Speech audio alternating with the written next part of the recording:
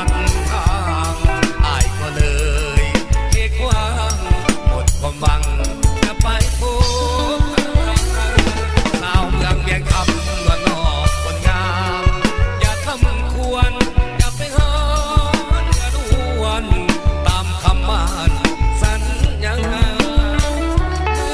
ได้น้ำลงเอาคงสิได้สบตาว่ามีขอฝากทิ้งมาบอกให้การดาพิจำลังใจขอบใจนะเนี่ยวันสลองขอด้วยภรรยาและด้วยเกย์จะน้องเย้เย้เย้เย้เย้เอาเกี่ยวได้เลยเนี่ยวันสลอง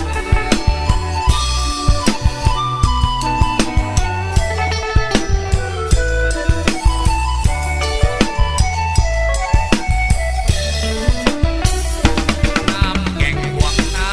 บนฟ้าก็ทุกทะโลมน้องสาวเมืองแก้วอุดมจะได้จมเลยน้องนาง